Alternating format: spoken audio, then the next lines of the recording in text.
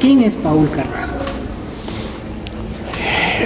Creo que cuando me preguntan quién es Paul Carrasco, creo que hay que dar dos líneas, digamos, de la definición.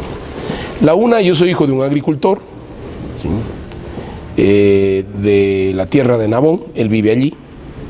Hemos vivido gran parte de nuestra vida de la agricultura, que es muy maltratada y muy mal pagada en este país.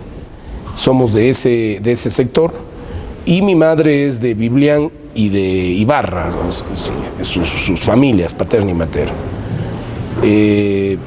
Soy una persona que creo en el país, y aquí sí ya te lo digo ya en el otro nivel, es decir, ¿no? ¿De dónde vengo? Vengo de un pueblo que se llama Nabón, nos criamos allí, crecimos allí, mi padre agricultor, hoy mi madre tiene con mi hermano un restaurante. Sí. Nosotros hemos vivido lo que es trabajar. Desde muy chiquito yo vendía productos en el mercado, a la madrugada, desde los 12 años a los 13 años manejaba ya un camión, sí, no tenía licencia, pero era parte del trabajo que tenía que hacer. Llegaba a las 7 de la mañana, vendía en el mercado y de ahí me iba a la escuela o al colegio. La otra línea ya, ¿quién es Paul Carrasco? Paul Carrasco es un demócrata convencido.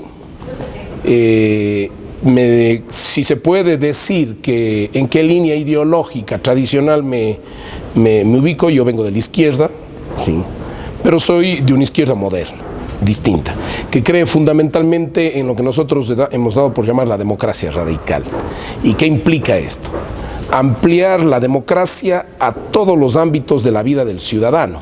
Y la democracia no solo pasa por el hecho de votar o elegir a alguien, sí, la democracia pasa porque el ciudadano ejerza sus derechos durante toda su vida, en cualquier momento de su vida, que tenga acceso a sus derechos, pero que también sea parte de las soluciones, de tomar decisiones sobre su territorio, su ambiente, su espacio, y obviamente que también sea parte de la ejecución de las soluciones. Porque yo creo mucho en que el proceso de construcción de un modelo democrático pasa fundamentalmente por la colectividad, por la construcción desde los ciudadanos y no desde los políticos, y no desde los administradores. Nosotros somos facilitadores de procesos. Y esto es obvio porque viene desde la infancia y es por la relación con la gente, o sea, es la mejor forma de aprender cómo es una estructura realmente. Fundamentalmente, y por eso es que, fíjate, y esto a los ciudadanos, yo creo que en Latinoamérica y en el Ecuador padecemos de dos problemas realmente gravísimos, y por eso a veces soy criticado, ¿no? El uno es que hemos vivido del extractivismo más de 40 años, ¿sí? O cerca de 40 años, digamos, ¿sí? Del petróleo. No tenemos ninguna otra iniciativa, y cuando baja el petróleo suben los impuestos. Eso por un lado, es decir, la miopía de los administradores y de los políticos de construir un nuevo modelo de gestión administrativa y política del país. Eso no se ha dado. Entonces no hay ninguna diferencia entre el actual presidente, ¿sí?, que le ha quebrado al país, y los presidentes anteriores, Rodrigo Borja y León Febres Cordero, porque el modelo ha sido el mismo. Esa es la primera falencia. Y la otra, que es mucho más grave, que es la cultura antidemocrática que tenemos. ¿A qué me refiero con esto? Que los políticos han generado un proceso de eliminación de la esencia fundamental de la democracia, que es el diálogo. Es decir, los políticos no dialogan entre ellos, no dialogan con la ciudadanía, no escuchan a la ciudadanía, pero entre ellos, sin embargo, sí, se muestran, y esto los de la izquierda ecuatoriana son los más, y soy frontal, son farsantes, ¿sí? Así te digo con toda la honestidad, y los de la derecha también, ¿sí? ¿Qué es lo que hacen? Se muestran sus principios, se muestran fundamentalistas en su momento, ¿sí? De decir, yo soy de esta posición y con él no puedo hablar, y con él no puedo hablar. Sin embargo, por debajo se amarran las leyes, las políticas públicas, por debajo se esconden y conversan qué es lo que se debe hacer, etc. Entonces, han generado una cultura política en el pueblo de mesías salvadores, de gente que se mantiene en sus principios, y que por lo tanto el dialogar entre todos los sectores es malo. Y aquel político que hace eso es camisetero, es desertor, es traidor, ¿sí? Y peor aún los que lo hacemos de frente. Yo creo en un país democrático. La democracia es la esencia hasta que me demuestren que hay otro modelo. Sí, y la democracia es la esencia, debe ser la esencia del desarrollo de un país. Y en esa perspectiva, cuando tú generas participación social, yo por ejemplo, nosotros tenemos todo un modelo desde mucho antes de este gobierno y de las leyes. Yo estoy aquí desde el 2003 como consejero provincial, como legislador en esa época. Hemos generado procesos de participación, y cuando tú te acercas a la gente, allí no hay ideología.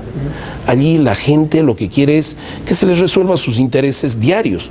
Unos quieren que se les resuelva el empleo, otros quieren que se les resuelva el tema de derechos, otros quieren que se resuelva el tema ambiental, otros el tema de riego, etcétera, desde su necesidad diaria. Y allí lo que tú tienes que aprender es a ser pragmático. Y ahí está la visión progresista de la izquierda. Es decir, escuchas, ¿sí? Y como con la gente, esa es la diferencia, ¿sí? Como con la gente logras ir resolviendo esos problemas cotidianos de la vida diaria. Y entonces dejamos de ser estos políticos mesiánicos que somos salvadores, que somos los que vamos a resolver los problemas de todos, y pasamos a un modelo de inclusión, ¿sí? De colectividad, normalmente con los ciudadanos, y sobre todo algo que es importante, ¿no?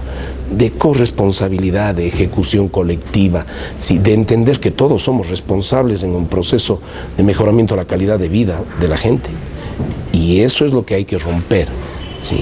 Y que allí todo el mundo conversa con todo el mundo, y que debemos tener objetivos comunes. Fíjate eso.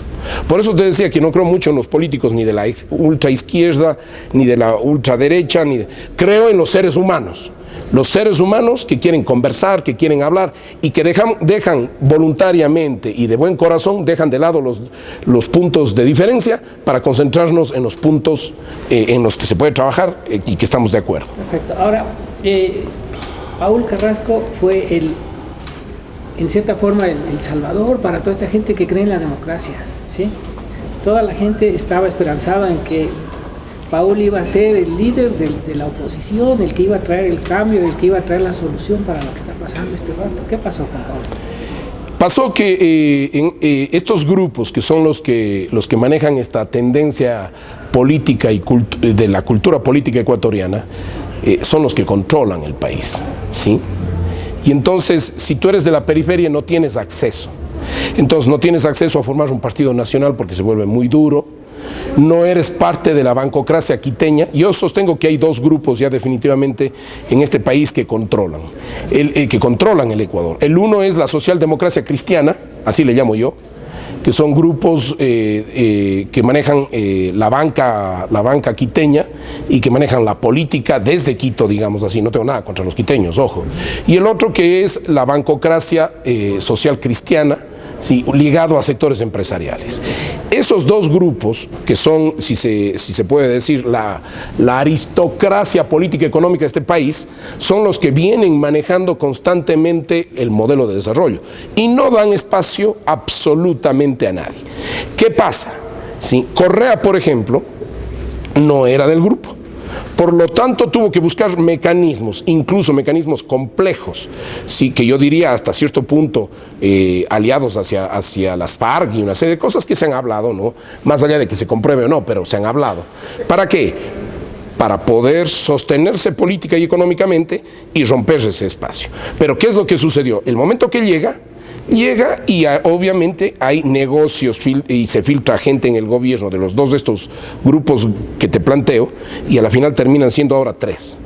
Y entonces no puede ser, es un triángulo: el correísmo, la socialdemocracia cristiana de Quito, sí, y la bancocracia social cristiana de Guayaquil.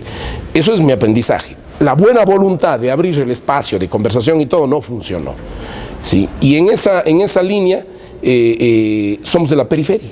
Y cuando me refiero a la periferia, no porque somos de una provincia que no está en el centro, sino me refiero a todos aquellos políticos, dirigentes sociales, etcétera, que somos utilizados normalmente por estos sectores y que no podemos ingresar a que no podemos ingresar a la toma de decisiones. Y esto pasa con gente de Quito, del sur de Quito, por decirte, ¿no es cierto? Eso es lo que sucedió. Y al final, lo que tuve que hacer es tomar una resolución, una decisión con nuestro movimiento a nivel nacional. Ante la oposición del gobierno, porque en este país no hay democracia, esa es la verdad, ¿sí? Ante la decisión del gobierno y la orden de no darnos el movimiento, y ante el descubrimiento de que efectivamente existía un enlace entre sectores para que gane Lenín Moreno, porque yo estoy convencido de que estos dos grupos lo que están intentando hacer es que Lenín Moreno, el candidato del correísmo, se sostenga. Ante eso nosotros buscamos cuál es el más opcionado, y no para subirnos al carro ganador, sino para impulsar ese carro, ¿sí? Dejando de lado las propuestas ideológicas, y en ese marco buscar cómo volver y retornar a un modelo más democrático en el país, democrático real. ¿Pero qué pasó? Sí, por eso no pudimos ser candidatos, no pudimos tener la posibilidad, que lo queríamos además, es real, la candidatura a la presidencia, a la vicepresidencia, asambleístas, es decir, desde los espacios de poder reales, desde donde cambias el país, porque yo he estado aquí en la prefectura, cambias muy pocas cosas porque tienes un modelo totalmente centralizado. Sí, pero el pueblo no es ciego y la gente se ha dado cuenta a nivel nacional de los grandes cambios que ha habido en la provincia de La Suay. Hay cambios y todo el mundo lo sabe, entonces es un buen inicio como para seguir con esa línea y para que las nuevas juventudes también actúen a futuro, entonces para apoyar más al partido. Sí, se hace desde la prefectura cosas y hemos hecho cambios radicales, es decir, ya te voy a decir cuál es el fundamental, pero frente a eso que hicimos, ¿sí? nos planteamos una relación con la extrema derecha de este país. Sí, y conversemos, y basados en que en experiencias como la de Mújica, no sé si yo siempre, la de, hay este libro que leí, es una oveja negra al poder, ahí habla Mújica, sus periodistas, como él, sí, y Tabaré Vázquez tuvieron que acercarse al Partido Blanco y al Partido Colorado. ¿Sí? Lo que pasó en Chile, la democracia cristiana, socialismo y comunistas, lo que acaba de pasar en el Perú, ¿sí? En donde el Partido Comunista y Socialista le apoyaron a Kuczynski para poder ganar, ¿sí? Lo que sucedió en Argentina, donde el sindicalismo le terminó apoyando a Macri, ¿sí? Y es así. Entonces la democracia tiene que entenderse desde esa perspectiva, pero no nos imaginamos de una cosa, Matías, y esto a los ciudadanos, que un candidato de la derecha, sí, termine firmando con nosotros un acuerdo programático que te van a dar, un acuerdo programático donde realmente hay puntos de socialdemócratas y de izquierda. Es decir, ¿cómo te explicas tú que el candidato de los sectores progresistas de este país se muestra ambiguo? ¿Sí? Ese es el grupo, pues. Sí. Entonces se muestra ambiguo frente a la minería, se muestra ambiguo frente al tema de las mujeres, habla de que las mujeres deben decidir sobre su cuerpo, pero en un barrio escondido, en un patio, sí. Y de pronto, un candidato como Guillermo Lasso, sí, siendo del Opus Dei, y no estoy confirmando si lo es porque no me lo ha contado, pero termina firmando un acuerdo en donde se plantean varias cosas. Las que no estamos de acuerdo se dejaron de lado, pero nos planteamos lo siguiente. Primero, en el tema de derechos, ¿sí? La ley integral de la violencia contra la mujer. 1. 2, ¿sí? El tema el tema de volver a la educación intercultural bilingüe de los movimientos con los pueblos y nacionalidades indígenas. 3, ¿sí? La consulta previa para cualquier tipo de proyecto. Sí. 4, derogar el decreto número 016 que eliminaba las organizaciones sociales. Sí. 5, devolverles a las organizaciones sociales que fueron eliminadas en este gobierno progresista, devolverles la vida jurídica. 6, no explotación del Yasuní. Obviamente en el acuerdo hay que ver el marco jurídico, pero es indudable que hay que hacer, que hay que hacer un proceso previo, pero se compromete a eso. 7, se compromete a no generar proyectos mineros, que es nuestra lucha eterna, ¿sí? A gran escala sobre los 2.800 metros sobre el nivel del mar, en fuentes de agua, ¿sí? Que son cosas claras. ¿Y por qué firma esto? Y que es el acuerdo ya de centro, el acuerdo fundamental. Porque cree y cuando leyó nuestra propuesta, porque cree en que efectivamente el problema de este país es la petrolodependencia. Y por lo tanto, él dice, hay que desarrollar la producción. Y entonces, cuando habla de desarrollar la producción, lo que nos sorprendió a nosotros con este sector de la derecha ecuatoriana es que tenían la idea de que el desarrollo de la producción pasa solo por la gran inversión, desde el gran empresariado y desde el empresariado o el inversionista extranjero. Y entonces nosotros le ponemos y le decimos, no, uno de nuestros componentes es la democracia económica, componente de la democracia radical. Y ahí nosotros hablamos de la economía desde la gente. Por lo tanto, ahí tienes que estructurar un modelo mixto en donde el sector público respalda al sector comunitario, ¿sí? Y el sector comunitario se alía con el sector privado en grandes ejes de producción, ¿sí? En donde el sector público sirve de garante del comunitario para que efectivamente se vean beneficiados todos. Y ese es el gran acuerdo al que llegamos. Al estilo suizo prácticamente. Al estilo suizo, exactamente, al estilo suizo. Y eso nos convenció. Fíjate que antes de definir candidaturas firmamos el acuerdo programático, lo cual para nosotros es realmente un logro. Así se hace país, así se construye desarrollo, sin enemigos, sin fundamentalismos, sin pensar en que las diferencias son irreconciliables. Las diferencias se dejan de lado. Es decir, por ejemplo, el tema del matrimonio igualitario no es un tema de consenso, dejémoslo de lado, que la gente decida. El tema de que la mujer decida sobre su cuerpo, que nosotros estamos clarísimos que el embarazo debe ser permitido, sobre todo en casos de embarazos no deseados, el aborto, perdón, en el caso de embarazos no deseados, bueno, es un tema que queda de lado por ahora y discutamos sobre lo que nos propusimos. Eso es lo que sucedió, pero yo creo, como siempre, tenemos un sueño, y desde aquí de la SUAY, sin mostrarle al Ecuador que la visión a veces desde el centro no es la correcta.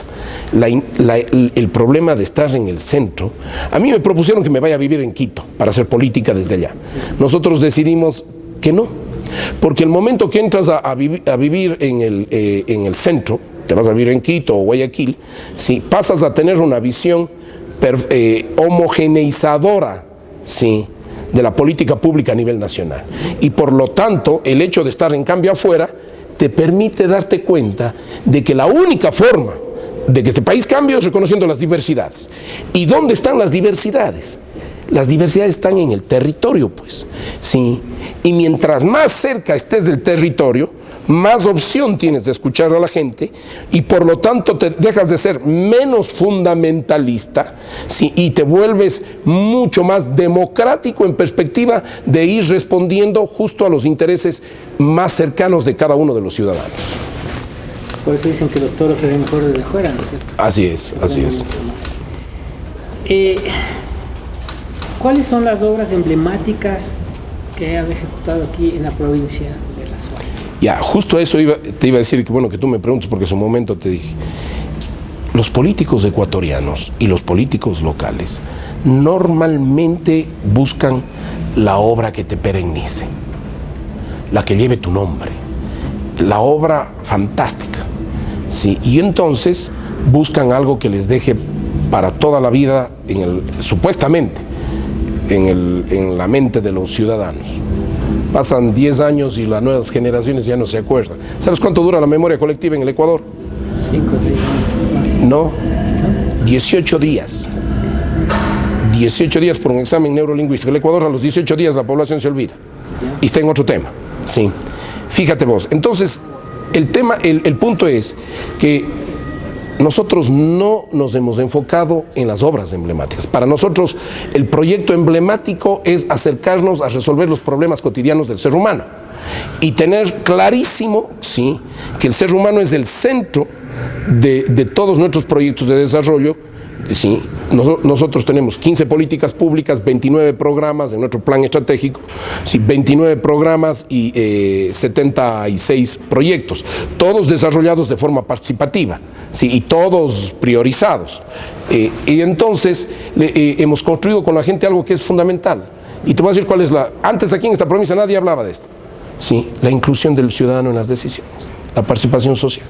Entonces ahora tú ves en toda la provincia se practica, Sí, el presupuesto participativo, que es una arma de doble filo, obviamente, porque cuando no tienes plata en épocas de crisis es complejo, pero se pasa por la priorización, ya no se construye ese modelo ONGista. Había dos formas, ¿no?, de trabajo. La una, esta clientelar, que te sostiene políticamente y que el gobierno nacional la retomó con mucha fuerza, el actual gobierno del presidente Correa, sí que es el más clientelar de todos, y la otra, el modelo integral ONGista, de donde venimos muchísimos.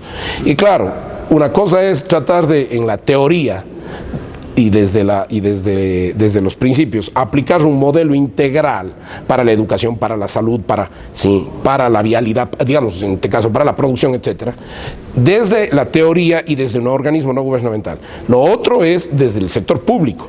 Y cuando tú intentas hacer eso del sector público, porque me pasó, necesitas demasiada cantidad de recursos, ¿sí? Y por lo tanto te genera una brecha fiscal enorme, ¿sí?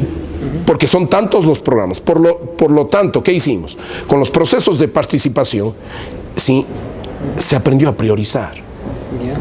Debería decirte que la única persona que tal vez no ha aplicado eso es el alcalde de mi ciudad, ¿no?, que ha tenido dificultades en eso precisamente por un mal manejo. Pensar que la participación implica solo pedidos, ¿sí? O sea, solo solicitud de proyectos, y no es así.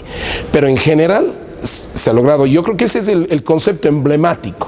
Y de ahí tienes cosas lindísimas, que ahí los políticos opositores me critican mucho, pero por ejemplo, tienes el programa, que es un programa bellísimo, de la bailoterapia. Sí, son 8,000 mujeres, porque es el 99%, bailan todos los días.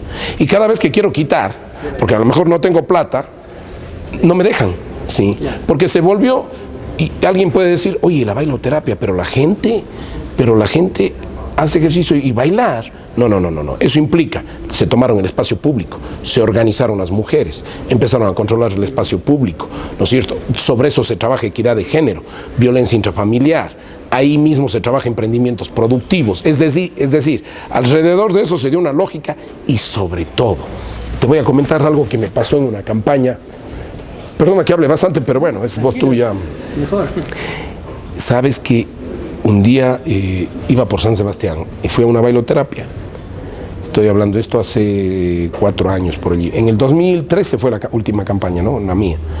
Sí, y entonces una señora se acercó, una mayor, y me dijo, yo a usted le voy a apoyar toda la vida.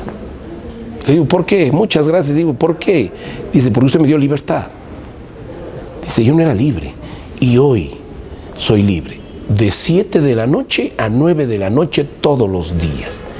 Se va al diablo, no sé, en términos, sí, pero se va al diablo mi marido, dejo a mis hijos, que ellos se preparen la merienda, la cena, y yo tengo 2 horas para pensar en mí, para conocer conversar con mis amigas, lo que antes nadie me daba ese espacio. Entonces, fíjate vos, son cosas que van mucho más allá, ¿sí?, de procesos de infraestructura Tienes el otro, tenemos 90,000 personas, ¿sí?, involucradas en procesos de producción.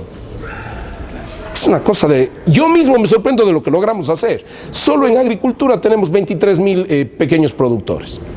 Sí, y nadie se da cuenta, y te comento que ni mi equipo de gobierno se da cuenta del impacto que tiene eso. Tenemos ferias, distritos industriales, sí, estamos dándole valor agregado a asociaciones que están por todo lado, es decir, realmente un proceso que ha generado empleo. Y cuando a mí se me acusa de la vialidad aquí en la provincia por una serie de situaciones, porque requiere muchos recursos, sin embargo, la percepción de la gente no es la vialidad, es apenas un 8%. Su problema fundamental es el empleo y el trabajo y la producción. Sí, y ahí estamos nosotros. Viendo ahora lo de vialidad, claro, la provincia geográficamente es muy diversa. Muy compleja, además. Muy complejo. ¿Qué pasó con esta tasa solidaria que el Consejo Provincial quiso aplicar, porque no en todos los cantones funcionó? de la recaudación en la matriculación vehicular. Porque hay otros municipios que se oponen a esto. O sea, ¿qué logran oponiéndose? Porque a la larga es para ellos mismos. Pero claro, verás, a ver, los gobiernos, las prefecturas en el Ecuador, a ver, el modelo de gestión político-administrativa del país tiene un gran problema, es centralizado. Y tienes un problema mucho más grave, duplica los roles y funciones en el territorio. Tal vez esto no pase en Quito y en Pichincha, pero ¿qué pasa a nivel nacional? Tú tienes el nivel ejecutivo y deberías tener los poderes del Estado, pero ya en términos administrativos deberías tener el nivel ejecutivo, el nivel intermedio, el municipal y el parroquial. Pero ¿qué hace el nivel ejecutivo? El nivel ejecutivo, sí, primero, distribuye recursos de los impuestos que cobran el territorio, que se van al centro, vuelven a ser redistribuidos, si no se gastaron, como ahora en pago de deuda y ya están atrasados, y entonces cuando te dan esos recursos, sí, sucede que no le dan al gobierno intermedio, sino le dan una parte al gobierno intermedio, el cálculo en base a variables, le dan al municipio y le dan a la junta parroquial, lo cual ya genera tensiones y no hay un reconocimiento de los niveles de gobierno. ¿Sí me explico? Sí. Segundo, duplican roles y funciones cuando ponen subsecretarías, direcciones provinciales, es decir, representatividad administrativa del gobierno para que hagan las mismas funciones y cumplan las mismas funciones que los gobiernos locales que somos electos por votación popular. Eso desperdicia recursos, gran cantidad de gente, sí, inversión, etcétera. Y sobre todo, desarticula la planificación territorial, sí, porque hay repetición o cruce de trabajo. Sí. Y en ese marco, ¿qué hicimos nosotros? Buscar que la prefectura, como no es reconocida y como tiene este problema, no como gobierno real intermedio, sí, por eso nosotros estamos planteando el modelo autonómico, y entonces resulta que nosotros decimos, a ver, la prefectura no tenía plata, no recauda. Sí, busquémonos una manera de recaudar. En esa época todavía no había el COTAD, absolutamente. Y fue una idea de Fernando Naranjo, prefecto de Tungurahua, y quien te habla, sí, que al momento debemos ser entre los más viejos prefectos que tiene este país. Sí. ¿Y qué hicimos? A ver, el que usa la vía, sí, que pague, ¿no es cierto? ¿Y quiénes son los que tienen vehículos? Es decir, y pusimos una tasa diferenciada, y esto lo hicimos en la SUE, de acuerdo al valor del vehículo. ¿Sí? Los que menos tienen, menos pagan, los que más tienen, que paguen un poco más. Pusimos esa tasa y mediante ordenanza le obligamos a la Agencia Nacional de Tránsito, que era en ese momento, ¿sí?, que cobre, no que cobre la tasa, sino que para matricular pida el comprobante de pago. Eso mediante ordenanza provincial. ¿Qué pasa? Resulta que básicamente por un tema político, de reiteración política, porque la tasa solidaria nosotros hicimos algo diferente que no lo hizo nadie en el país. No entra la plata al gobierno provincial, o sea, sí entra, digamos, a nuestras arcas, pero nosotros descentralizamos y les entregamos a las juntas parroquiales. Y entonces la junta, además de tener sus recursos, recibe la parte que le corresponde, y ellos son los que hacen mantenimiento mediante mingas. Por lo tanto, el costo de mantenimiento baja muchísimo. Sí, en caminos rurales. Sí, fíjate que a nosotros contratado nos cuesta 25.000 el kilómetro en camino rural en lastre. Nosotros hacemos en 15.000 y ellos sacan hasta en 6.000 y 7.000 dólares. Entonces tienes un ahorro impresionante. Les entregamos los recursos. ¿Qué hizo? Por un golpe político, porque nos estaba yendo muy bien, decidió la Agencia Nacional de Tránsito, por presiones justo de esto, del señor del Ministerio de Transporte y Obras Públicas de aquí, del representante del presidente aquí, del gobernador, golpeémosle al señor, a la prefectura. Nos dieron cuenta que estaban golpeando a la gente y simplemente dejaron de exigir el comprobante de pago. Ante ese tema, ante ese problema, sí, argumentaron, y esto fue defendido incluso por el CONGOPE, argumentaron de que no tenían por qué cobrar ellos ni pedir ningún, ¿sí?, y que además les iban a dar las competencias de la matriculación del tránsito a los municipios. Dijimos, muy bien, denles a los municipios. Sí, pero como hay municipios y municipios, entonces nosotros pusimos una ordenanza en la que, como gobierno de la provincia, y somos además los directores y coordinadores del desarrollo de la provincia y la planificación, obligamos a que los municipios No es que cobran, sino hagan el mismo rol, pidan el comprobante antes de matricular. ¿Sí? Hay 3 municipios que se opusieron, pero no se dieron cuenta, primero, que ese dinero va a las juntas parroquiales y que luego, sí, en esta nueva ordenanza regulamos que los barrios urbanos marginales de los centros cantonales, que no hace ni la prefectura el mantenimiento, ni el municipio, ahora de este proyecto reciban plata a los municipios para que ellos se encarguen de los barrios urbanos marginales. Y entonces fíjate cómo vamos descentralizándolos. Sí, pero solo para los municipios que requieren, que piden el requisito. 3 municipios no piden el requisito por temas políticos: Ponce Enríquez, el PAN y alguno más. Sí. Ponce Enríquez, el PAN, y ¿quién más no cobra? Paute. Sí. Y entonces, por lo tanto, no reciben los beneficios. Y eso lo que sucede. Tú me puedes decir, oye, pero eso es un tema grave para la gente. Sí. ¿Por qué no lo haces? Nosotros no le vamos a entregar los recursos porque obviamente no es justo que en otros cantones más pequeños puedan recaudar, sí, y otros se vean beneficiados. Lo que hicimos es llegar a un acuerdo con las juntas parroquiales de esos cantones o con las comunidades para nosotros intentar hacer el mantenimiento directo. Discúlpame que me haya alargado mucho, pero para que veas cuál es el modelo de gestión. Y eso va acompañado con el sistema de peaje, ¿sí? ¿Y qué pasó en el sistema de peaje? Nos quitaron. ¿Sí? Entonces, no te dejan ni innovar, ni innovan, ni hacen, ni dejan hacer. Ahora, enfocándonos directamente en el cantón Camilo Ponce Enríquez, ¿qué se ha hecho en obra y en desarrollo vial? ¿Y en qué parte? Porque aún así, a pesar de que no les colaboran, igual hacen ustedes obra vial. Sí, pero tenemos dificultades. A ver, yo te voy a explicar cuál es el problema de la vialidad de la provincia que no tienes en otros lugares. Nosotros tenemos alrededor de 4.200 kilómetros de vías en toda la provincia. De eso, 550 a 570 kilómetros son del Estado central, el eje estatal. La diferencia, sí, casi 600 kilómetros le corresponden al gobierno provincial. Pero eso nos cuesta, el mantenimiento de eso, 50 millones de dólares, 56 millones de dólares al año. Nosotros no tenemos esa plata. Del Estado central recibimos 29. Fíjate vos, o sea, no del Estado central, sino de los impuestos, sí.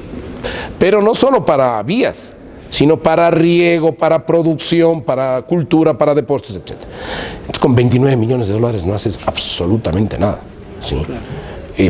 Yo digo, hay obras que no son trascendentales, que se podrían haber solucionado de otra manera, el tema de la movilidad, gastándose 400 millones de dólares en un tranvía, cuando hay gente que se muere del hambre en este país y en esta provincia, o el tema vial.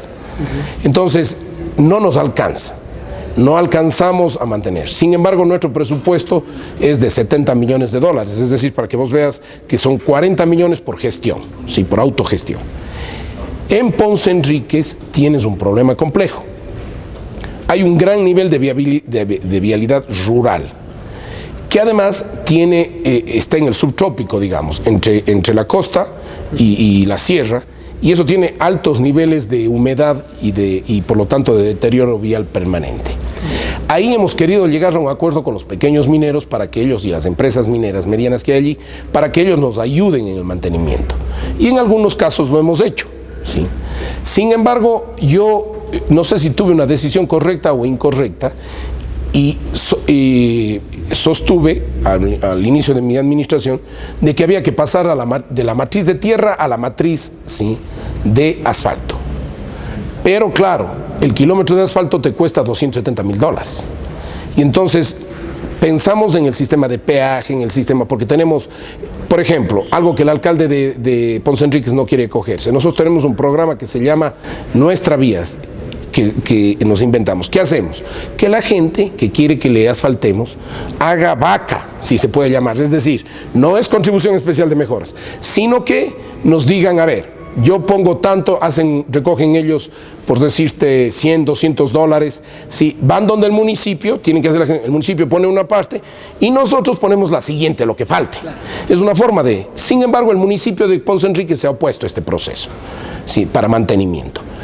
Así y todo, hicimos la vía Xumiral, la vía Santa Marta, sí, que está asfaltada, hicimos la vía La López, que también está asfaltada, ¿sí? Y tenemos ahí un equipo permanente de mantenimiento vial sobre todo ahora estamos en la zona de San Gerardo, ¿sí? Que esa vía es la tortura, todo prefecto que ha pasado por la historia de esta institución, hay dos vías que son terribles para llegar a Ponce Enríquez.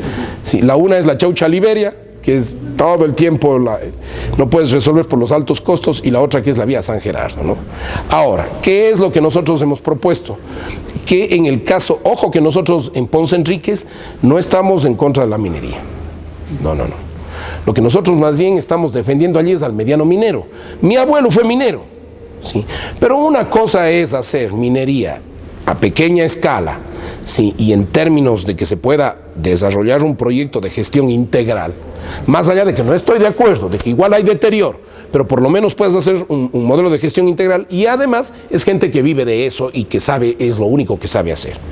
Pero otra cosa es estar a favor de la minería a gran escala, y sobre todo en fuentes de aguas y páramos, porque más allá de, tú sabes, Matías, que más allá de que sea cielo abierto o sea subterráneo, en cualquier caso, yo conozco he estado en varios proyectos en el mundo, en cualquier caso la afectación al sistema integrado de la naturaleza es real.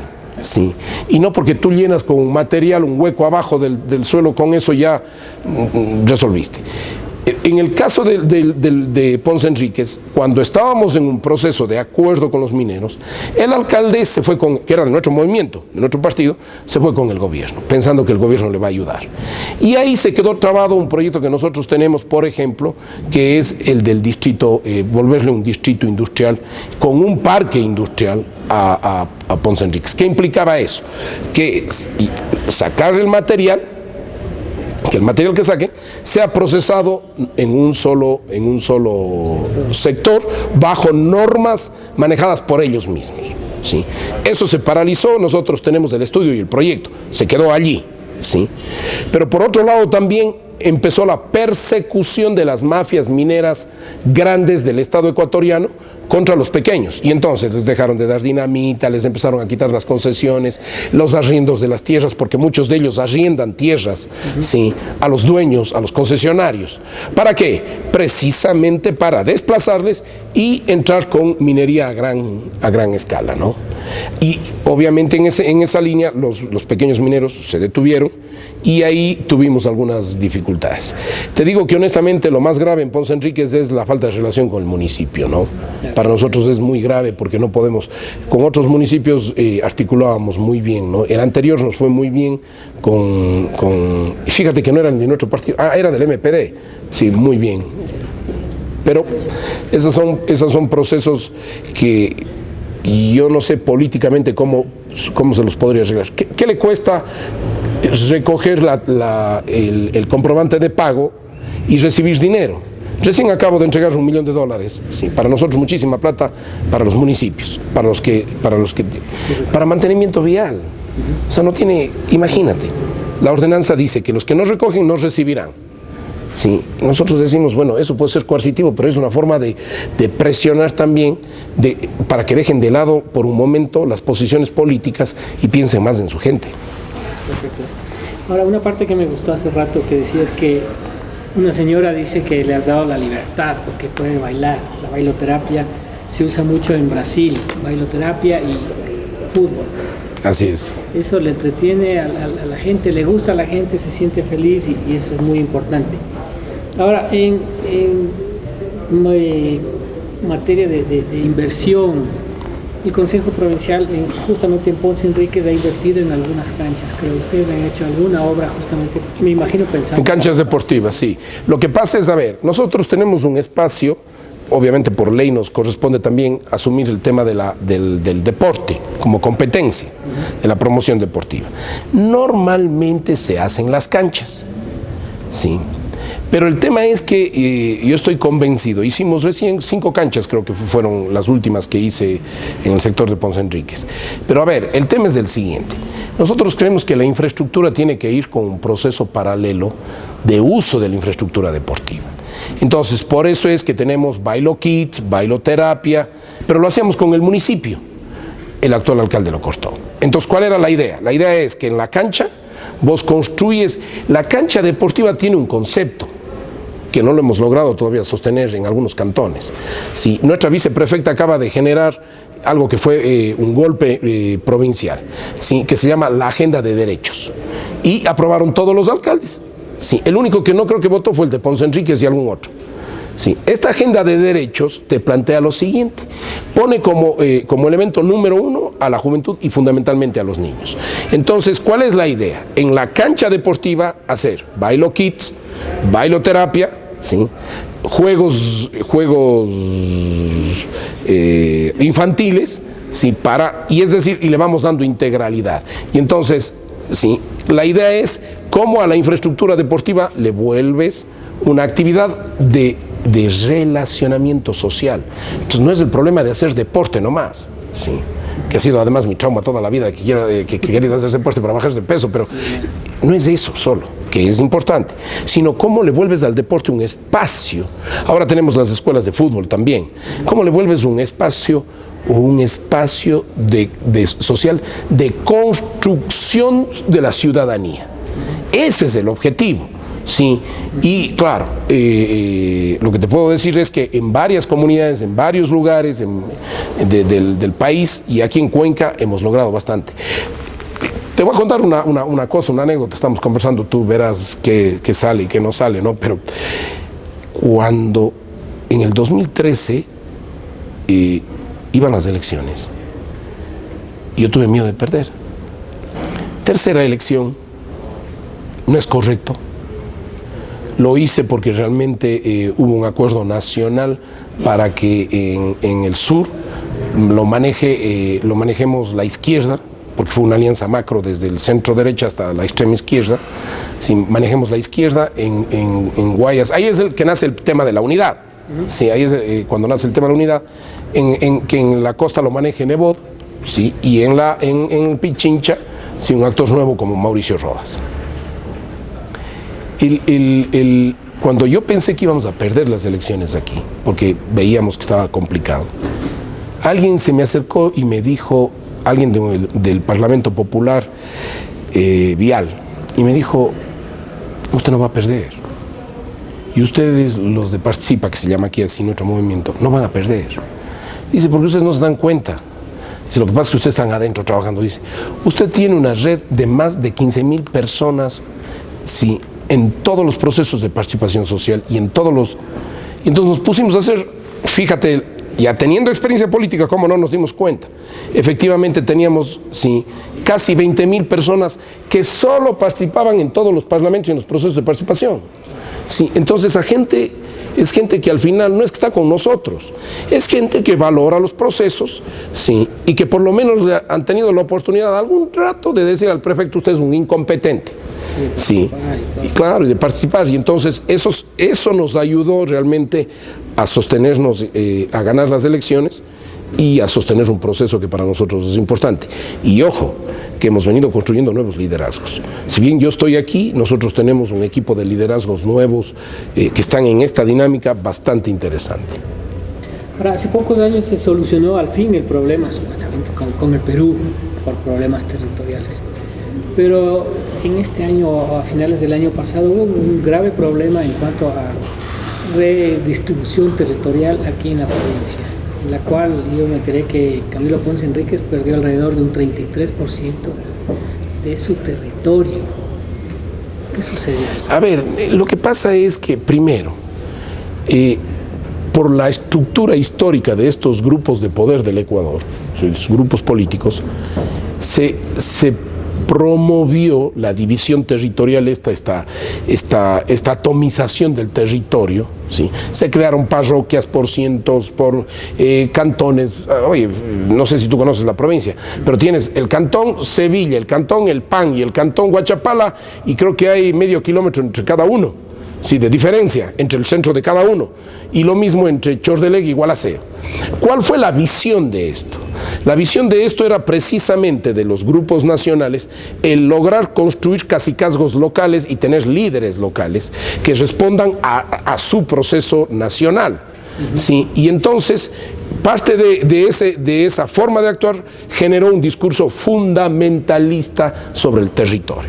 Al mismo estilo del Perú. Tú te recordarás que primero la gran historia que nos contaron sobre la relación con el Perú, mucha es mentira, sí, a los ecuatorianos. Sí, y luego a los peruanos tampoco saben que el primer presidente del Perú, Mariscal Amaro, un tipo muy inteligente, muy capaz, que además le voy a hacer aquí, no tiene en ninguna parte del país un reconocimiento, le vamos a poner aquí así como aquí a la mujer, a José Domingo Lamas le vamos a hacer un monumento aquí, no una estatua, un busto.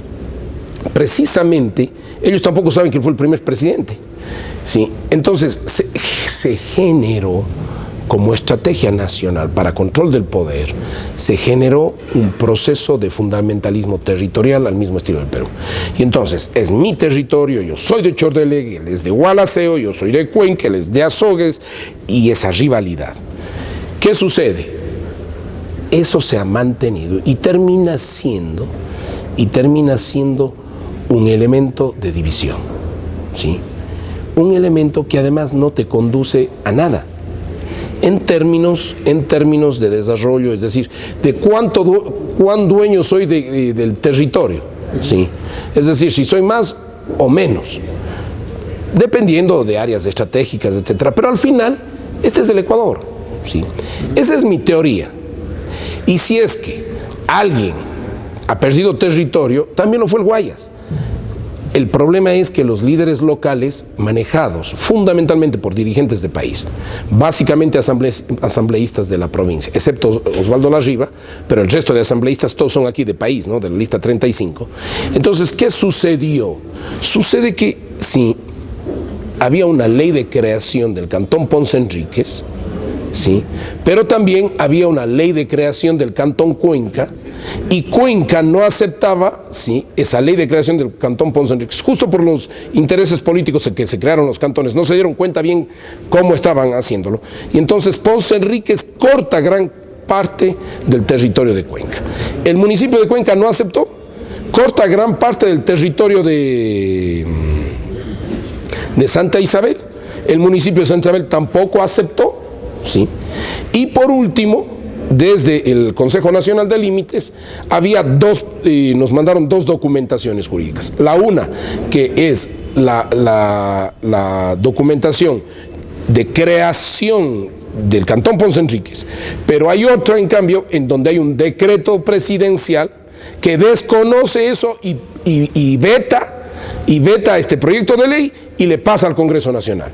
Pero como en el Congreso Nacional todo funciona a base de política, ¿sí?, los asambleístas del gobierno no tocaron y dejaron allí para no meterse en problemas políticos. ¿Qué le tocó a este prefecto? Resolver eso, ¿sí? Resolver eso.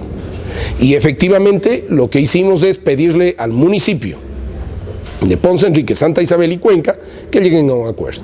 Santa Isabel y Cuenca llegaron a un acuerdo y el alcalde no llegó al acuerdo, movido por los asambleístas. ¿No llegó a la reunión? No, llegó a la reunión, pero nunca quiso, creo que llegó a una además, nunca quiso llegar a un acuerdo real. Uno. Dos, sí, parte. Nosotros históricamente hicimos un análisis jurídico. Hay partes que pertenecen al Guayas. Eso es real, ¿sí? Como hay partes que nos pertenecían a nosotros. Entonces nos sentamos con la prefectura y fuimos viendo exactamente cuáles son los hitos en donde podemos ponernos de acuerdo, en donde jurídicamente coincidías. Y donde no coincidíamos, cómo encontramos una alternativa. Fue negociación de 2 años. Y ahí tuve otro problema porque efectivamente Abdón Calderón, para nosotros, sí, quedaba acá, para los del Guayas era de ellos, ¿sí? Y el gran problema es que hay 2 grupos divididos allí. Un grupo que quiere que se quede en la SUAY y otro grupo minoritario, menor, que quería irse al Guayas. La solución fue consulta popular. Y, por último, se hizo la reunión en la Asamblea Provincial, digamos en la Cámara Cantonal, en la Cámara Provincial, se definió. Y ese acuerdo con el Guayas y ese acuerdo se votó, sí, el alcalde votó al principio a favor, después en la segunda votó en contra, o sea, para que tú veas sí, y eso se fue a la presidencia de la República. Ya era un acuerdo, había ordenanza, está dada, Efectivamente hubo dificultades. Ponce Enríquez tiene problemas con el Cantón Cuenca y pierde allí territorio, pero no se va al Guayas, sino que se queda con el Cantón Cuenca. Y te voy a decir además una cosa. En términos económicos, el territorio no implica nada. Matías, ¿quién puede atender de mejor manera? ¿Quién tiene más posibilidad de atender? Si en términos de agua potable, alcantarillado, etcétera. Cuenca. Ponce Enríquez podría hacerlo porque está más cercano. Pero el problema es que no tiene plata. Su presupuesto no va más allá de $1 millón. Este municipio de aquí es el municipio más fuerte de la región sur del país. Su presupuesto pasa a los $400 millones. Entonces es indudable que Cuenca, sí, podía asistir, sí. Y la idea fue plantearle a Cuenca, y que el alcalde Cabrera en eso aceptó, sí, poner una administración zonal del municipio con un presupuesto anual en esa región para que sea más cercana se acerque la administración a la población. Eso no aceptó el alcalde Ponce Enríquez. Entonces, más allá de esta historia que te cuento, es el concepto con el que nos han educado políticamente.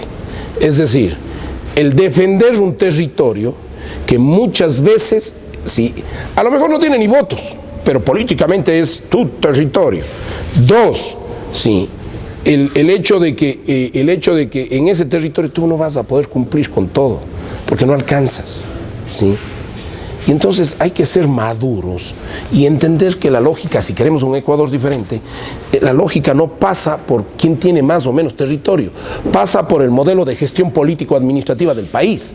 Es decir, cómo los territorios logran autofinanciarse y cómo haces que la plata se acerque a la gente para la resolución de los problemas, ¿sí? Y no, al contrario, que se aleja y que además pasemos a depender de un modelo productivo y económico local y no nacional. ¿A qué me refiero con esto? De que en vez de que el municipio de Ponce Enríquez o la provincia de La Suay dependa de los recursos que le dan del petróleo, ¿sí? Del 10% que te dan de los ingresos no permanentes y de los 21% de los ingresos permanentes, que además no te dan nunca sobre el cálculo total, sino te bajan, ¿sí? Pasemos a depender de lo que nosotros producimos. ¿A qué me refiero con esto entonces? Ahí viene nuestro modelo de autonomía fiscal o autonomía tributaria.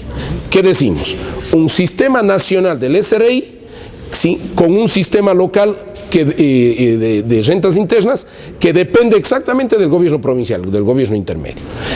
¿Qué hace este gobierno intermedio? Recauda, pero llega a un acuerdo con cada gobierno durante 4 años y le dice, muy bien, este año hemos recaudado, el ASUAY recauda 600 millones al año, 670, sin ponerle lo de las empresas eléctricas que declaran, somos los mayores productores de energía eléctrica, 70% de la energía eléctrica de este país, son casi $300 millones, pero se declaran en Quito, ¿sí? Lo que podría quedarse aquí. De eso nos regresan para educación, para salud, para gobiernos locales, nos regresan 416, ¿sí? Fíjate vos, apostamos casi 1.000 millones y recibimos 416. Pero ese no es el tema. El tema es el siguiente. No es que yo me quiero quedar con todo. Deberíamos arrancar entonces con un sistema de rentas provincial controlado por el sistema de rentas nacional y dice, muy bien, usted este año en la provincia se recaudó $600 millones. Primer objetivo, vamos a hacer que en un año todas las empresas de aquí, ¿sí?, declaren donde producen, porque resulta que los grupos fuertes de aquí, sus 70% de declaraciones están en Quito y Guayaquil. Entonces, primero, reordenamiento, ¿sí?, fiscal del sistema tributario, es decir, de los empresarios, etc. Luego, muy bien, usted recauda, pero este año se queda con 500 millones y la diferencia se va al Estado central para un fondo nacional, indudablemente. Pero usted este año es del 5.5% del Producto Interno Bruto Nacional. Usted tiene que hacerme su plan de competitividad y el próximo año, sí, va a crecer un punto. Y si usted crece ese punto, ya no se va a quedar con 500, se quedará con 50 millones más. Pero al segundo año o al tercer año ya tiene que crecer 3 puntos, ya no será el 6, sino usted tiene que llegar a ser el 8% del Producto Interno Bruto, en base a su plan de competitividad. Y el siguiente año, sí, será 4 puntos más o 5 puntos más. Entonces, ¿qué pasa?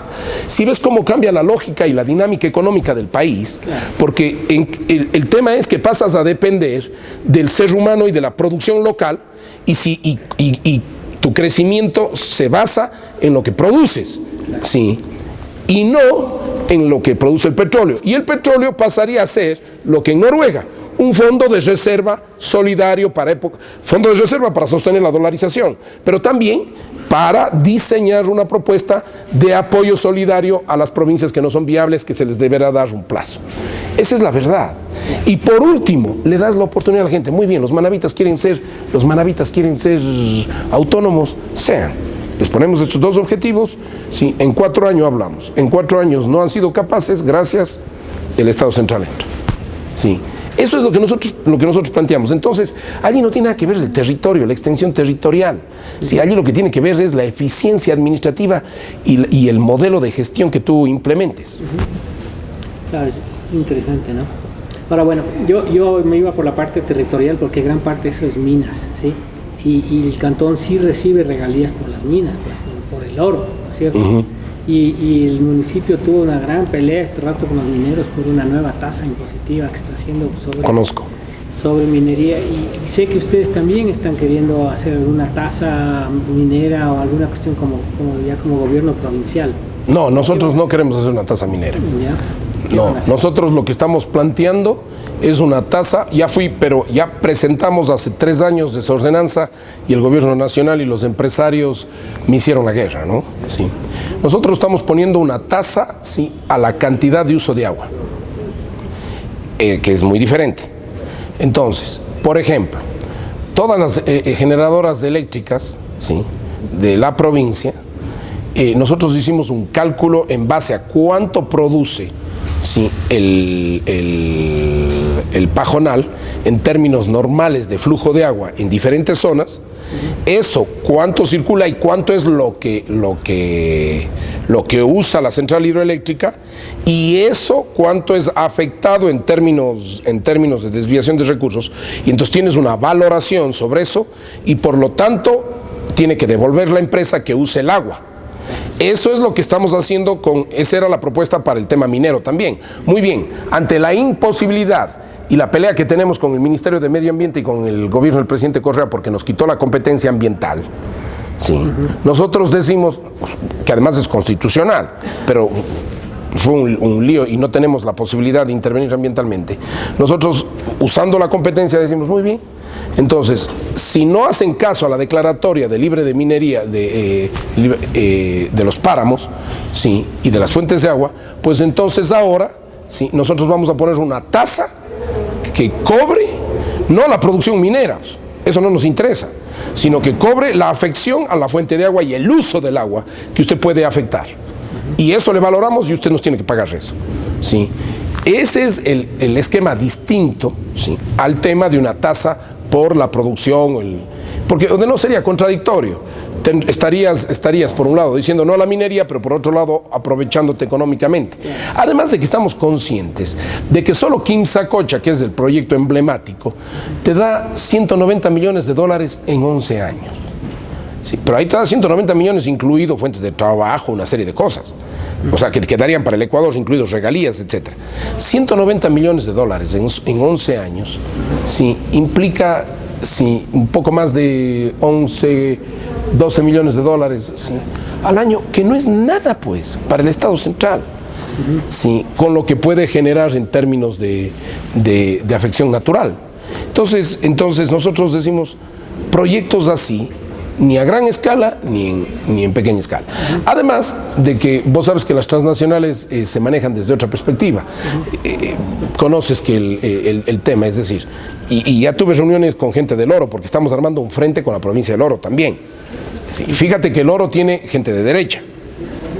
Y luego de que Guillermo Lasso, candidato de derecha, firme el acuerdo conmigo, me llamaron varios líderes del sector sector político de El Oro, de la provincia del Oro, a decirme que ellos tienen un problema. Se están sacando material también, se están llevando a la China. ¿Sí sabes cómo funcionan los contratos? Sí, se llevan a la China, allá desmenuzan y te mandan a decir que han sacado tanto en en producción.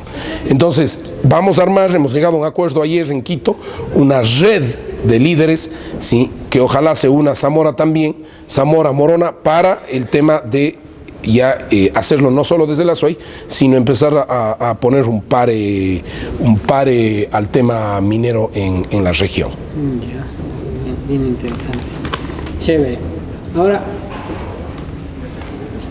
si funcionó tan bien y funciona tan bien el modelo de Paul Carrasco, ¿no es cierto?, de socializar y todo esto, y prácticamente todos los municipios y toda la provincia era una sola, era una fuerza, ¿no es cierto? ¿Por qué se desafilió, por ejemplo, el alcalde de Ponce Enríquez? ¿Qué sucedió? A ver, básicamente, primero debo decir que no funciona tan bien. Todo modelo funciona bien cuando hay plata. Sí, esa es la verdad. Pero es un modelo que ha generado nuevas visiones y nuevas alternativas. Yo diría que es un modelo técnico interesante y que además hemos sido premiados y tenemos un nivel de visita de gobiernos provinciales y municipios todo el tiempo muy fuerte. El tema es que este modelo no cohesiona políticos. Nosotros dejamos de depender de los políticos hace muchos años. Yo no cabildeo antes de ninguna sesión. Nunca. Que elijan lo que quieran, se discute, se debate. A veces incluso estamos equivocados nosotros, reconstituimos la documentación, reformulamos, decimos que la propuesta estaba mal. ¿Por qué? Porque nosotros ya no cabildeamos con los políticos. Nosotros aprendimos que hay que cabildear con la gente y escuchar a la gente. Entonces vienen los alcaldes, piensan que estando con nosotros van a ganar un poco, pero que con el gobierno van a ganar mucho más, y entonces terminan yéndose. O porque creen o porque la cultura política del país es que si tú no estás de acuerdo, por lo tanto eres mi enemigo. Y eso les pasa mucho a alcaldes. No, es que no me dio esto, no estoy de acuerdo. Y no hay apertura al debate, y peor aún, entender el diálogo. Sí, y eso le pasa al alcalde que era mi gran amigo toda la vida. Y seguirá siendo mi amigo, si él quiere.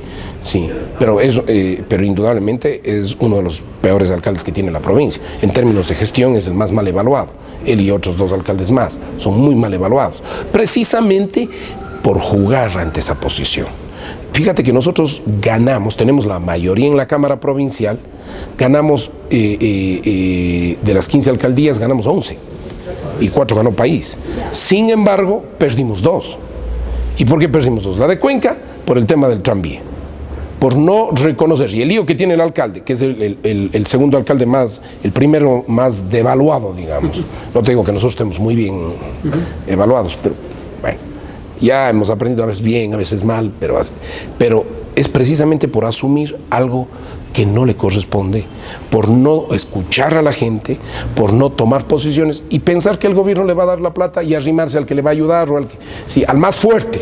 No me quedo con el prefecto porque es más débil, me quedo con el que... Pero al final no fueron bien pagados. ¿Sí? Y este momento resulta que el gobierno provincial, sí, es uno de los organismos con mayor presencia en infraestructura y política a nivel nacional y a nivel local. Por una razón, porque somos innovadores, porque estamos peleando, porque estamos allí. A veces estoy frustrado, ¿sí? Y nuestro afán de llegar a la presidencia de la República no se ha cortado. ¿Por qué? Porque aprendí, además de lo que te dije hace un momento, aprendí que no vamos a cambiar la provincia si no cambia el modelo del país.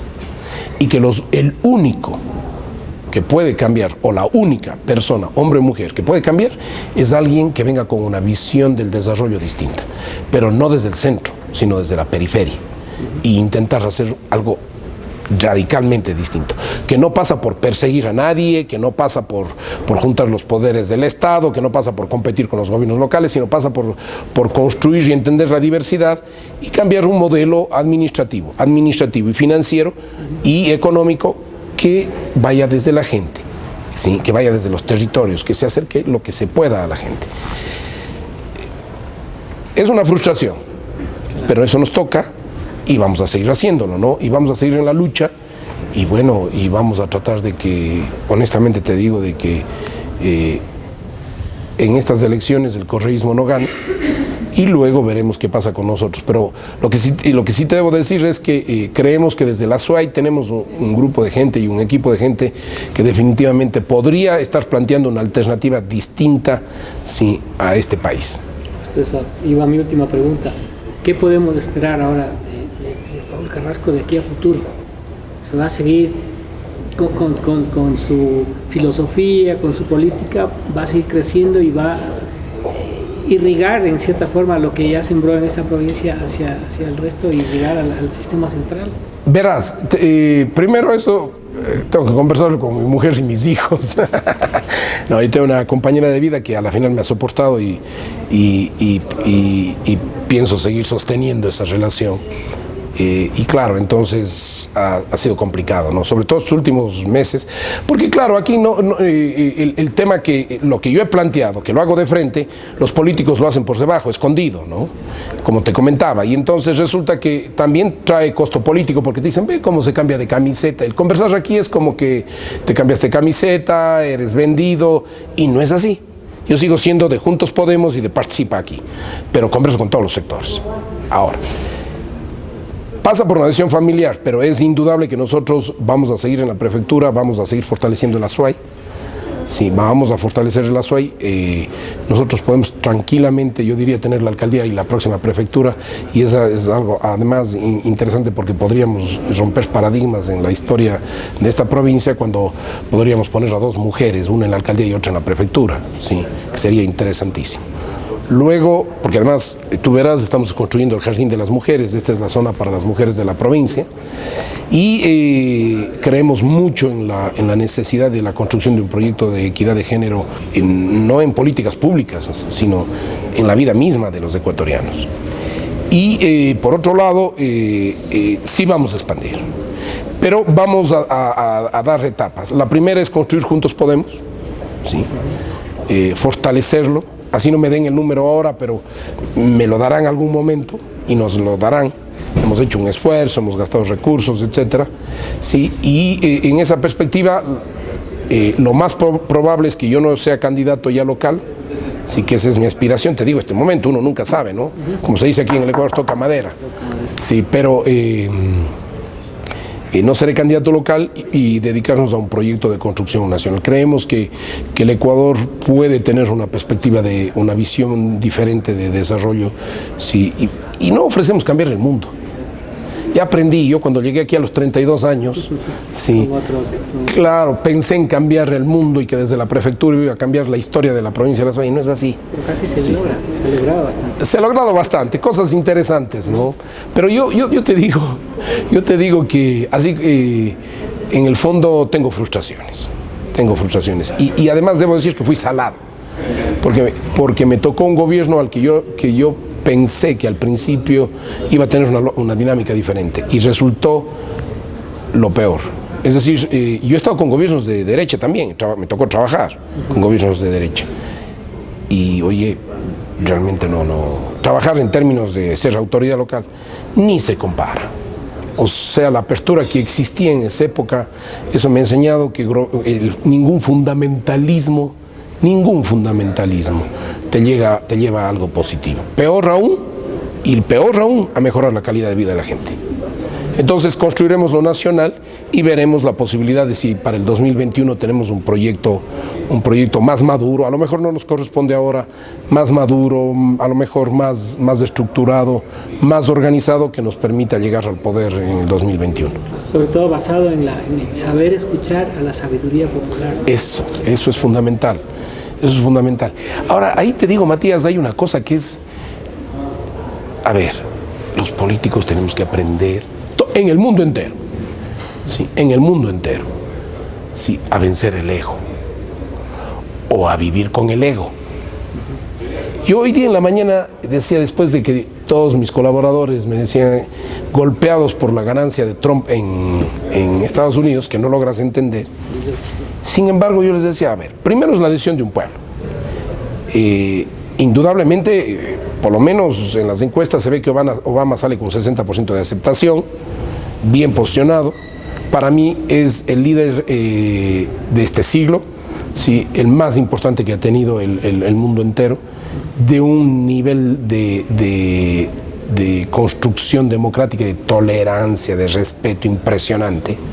Sí, realmente es a una de las personas a él y a Mujica, ¿sí?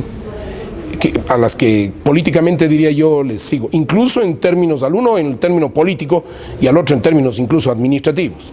Ahora, lo que les decía es, bueno, el pueblo escogió, algo debe estar mal también, ¿sí?